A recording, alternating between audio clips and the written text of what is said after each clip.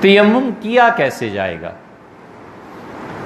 یہ ہم آپ کو کر کے بتا دیتے ہیں، اسے غور سے دیکھ لیں، سن لیں۔ تیمم کے لیے نیت کرنا ضروری ہے۔ یہ نیت ہونی چاہیے کہ اللہ عبادت کے لیے جو پاکیزگی اختیار کرنی ہے، میں پاک ہو رہا ہوں۔ تیمم وضو کے لیے بھی ہوتا ہے اور تیمم غسل کے لیے بھی ہوتا ہے، اور دونوں تیمم ایک ہی ہیں۔ غسل واجب ہو گیا، شدید سردی ہے، پانی گرم ہو نہیں سکتا، ٹھنڈے پانی سے نہائے اور بستر میں گھس جائے، اور حرارت کا بندوبست تو وہ بھی ایک بات ہے، لیکن اس کی ہمت ہی نہیں، اور ٹھنڈے پانی سے نہائے اور مر جائے تو پھر کیا ہوگا؟ بخار شدید ہو جائے تو پھر کیا ہوگا؟ ان ساری صورتوں میں شریعت اجازت دیتی ہے کہ وہ وضو نہ کرے، غسل نہ کرے، تیمم کرے اور نماز پڑھے۔ اور تیمم میں وضو نیت کا کرنا ضروری ہے۔ اور تیمم ہر اس چیز سے کیا جا سکتا ہے جس کو آگ گلا نہ سکے اور جلا نہ سکے، سیدھا اصول ہے۔ زمین سے برآمد ہونے والی تمام وہ چیزیں جنہیں آگ گلا نہ سکے اور جلا نہ سکے، اس پہ تیمم ہو جاتا ہے۔ ضروری نہیں ہے کہ مٹی ہو، ضروری نہیں ہے کہ گارا، کچھ بھی نہیں۔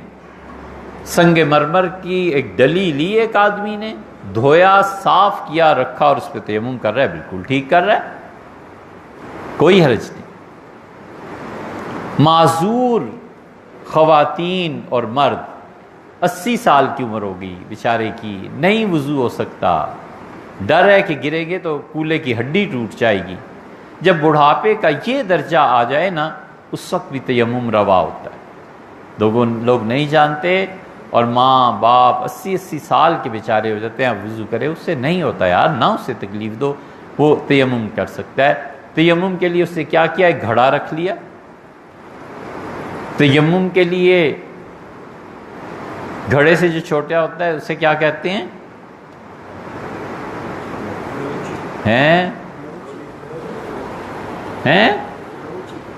اے لو، گھڑونچی تو کہتے ہیں جہاں پہ جا کے گھڑا رکھا جاتا ہے، اس کے سٹینڈ کو۔ سبحان اللہ، کرانے والوں کا یہ حال۔ گھڑی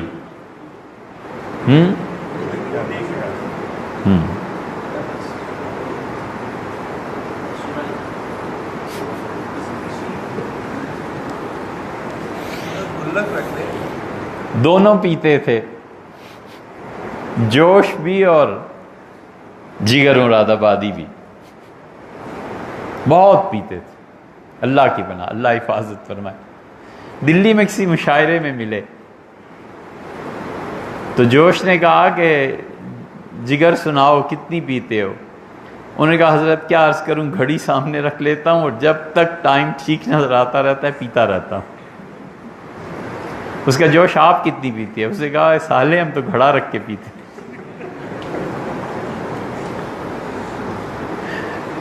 ولیعذ باللہ، جو سنیں گے وہ کیا کہیں گے کہ یہ فتوے کی اور 27ویں کی شب کی باتیں ہو رہی ہیں۔ اس لیے ہو رہی ہیں، سیدنا علی رضی اللہ عنہ کہتے تھے کہ اللہ کی عبادت میں کبھی کبھی اپنے نفس کو راحت کے لیے بھی چھوڑ دیا کرو، ایسے نہ ہو کہ وہ تنگ آ جائے خدا کی عبادت سے اور تم عبادت کی بجائے کسی اور طرف کو نکل جاؤ۔ تو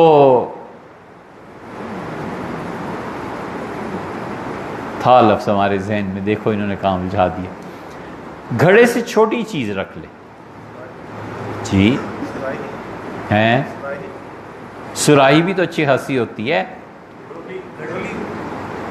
گھڑولی، گھڑولی تو رسم ہے، ایک اور لفظ ہے بڑا مناسب ہمارے ہیں۔ گڑوی تو کانسی اور اس کی بنی ہوئی ہوتی ہے، یہ گڑوی کب سے مٹی کی بننے لگی ہیں جی؟ کیا رکھ لے؟ جامع سفال، غالب نے سحری بھی کرنی ہے، یعنی نماز بھی پڑھنی ہے، یعنی اچھا بھیا ٹھیکرا رکھ لے، سینک رکھ لے، کوئی چیز رکھ لے، مٹی پختہ سنگ مرمر رکھ لے، ماربل رکھ لے، یہ ضروری نہیں ہے کہ مٹی ہی ہو خالص۔ مٹی کو کسی تھیلے میں اس طرح سے باندھ دینا کہ اس سے مٹی کی گرد باہر نظر آنے لگے، وہ بھی کافی ہے۔ اور تیمم کے لیے ایک تو جو نماز اس سے پڑھنی ہے، نیت اس سے کرنی ہے، اور تیمم کے لیے جو چیز لینی ہے وہ چیز ہے جسے آگ نہ گلا سکتی ہے نہ جلا سکتی ہے، زمین کی قسم میں سے کوئی چیز، اور اس پہ اپنے دونوں ہاتھوں کو یوں کھولے۔ سنت میں سے ہے کہ دونوں ہاتھوں کو کھول دے، اور اس ماربل ہے نا، سنگ مرمر پہ یا جس چیز پہ بھی، دونوں ہاتھوں کو ضرب لگائے ہلکی سی، یہ آگے لے جائے اور پیچھے لے آئے ایک مرتبہ، بس یوں اس نے ضرب لگائی، ہاتھوں کو آگے لے گیا اور پیچھے لے آیا، سنت پوری ہو۔ اور اس کے بعد یہ جو جگہ ہے نا، یہ اور یہ، اس کو ملا کے ہاتھوں کو ایسے جھاڑے، تاکہ اگر مٹی ہے تو مٹی جھڑ جائے، اور اگر نہیں جھڑتی تو پھونک مار لے، اس میں بھی کوئی حرج نہیں۔ اور اس کے بعد ان دونوں ہاتھوں کو بالکل وضو کی طرح چہرے پر رکھے اور چہرے پر پھیر لے۔ چہرے میں اگر ایک بال برابر بھی جگہ رہ گئی جہاں پہ اس کا ہاتھ نہیں پہنچا تو تیمم نہیں ہوگا، بالکل اسی طرح سے پانی ہے جیسے یہ مٹی۔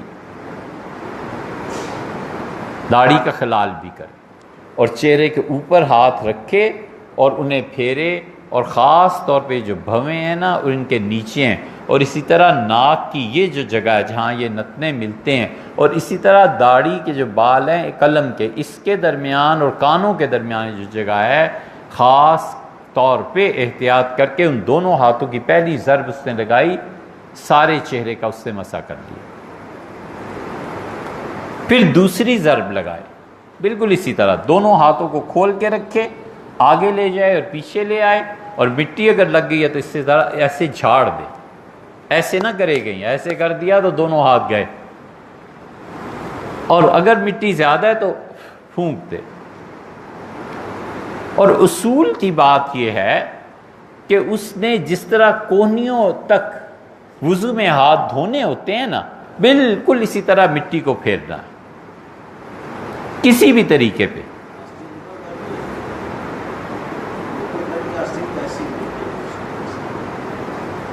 میں تو آستین اوپر نہیں، میں تو تیمم نہیں نہ کر رہا، جو کرے گا وہ آستینیں چڑھا لے۔ تو اس نے دونوں ہاتھوں کو کونیوں تک، اصول کی بات یہ ہے کہ مٹی بھرا ہاتھ پورے کا پورا اس پہ پھر جائے۔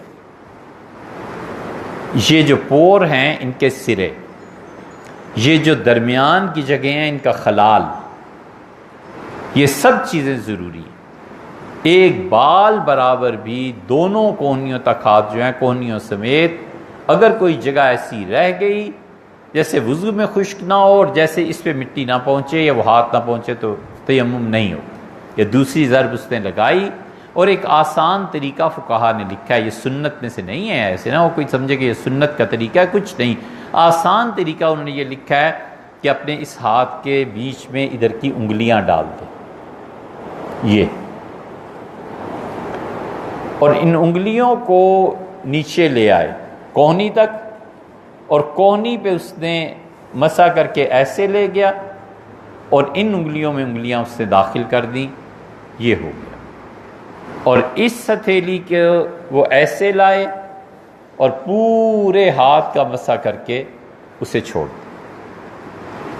یہ تیمم کا ایک آسان طریقہ فقہا نے لکھا ہے کہ وہ اس طرح کرے اور کوہنیوں تک لائے، اور یہ جو ہتھیلی ہے نا، اس کی مٹی نہیں استعمال کرنی، یہاں سے لا کر یہاں آیا اور ہاتھ کی پشت پہ اس نے سارے اور انگلیوں کی پوروں کو مٹی پھیر دی، اور یہ جو اب باقی رہ گیا تھا نا ہاتھ، اس کو بھی وہ یوں ہی لائے اور اس طرح کر کے وہ سارے ہاتھ کو کور کر لے، دونوں ہاتھوں میں اور چہرے میں۔ یہ اس کا تیمم ہو گیا۔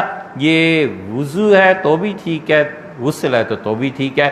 وہ غسل نہ کرے، وہ اتنا ہی پاک ہوگا اس سے جتنا کہ پانی کے استعمال سے پاک ہوتا ہے، اور وضو بھی اس کا بالکل ویسے ہی ہو جائے گا جیسے وہ پانی سے کرتا ہے۔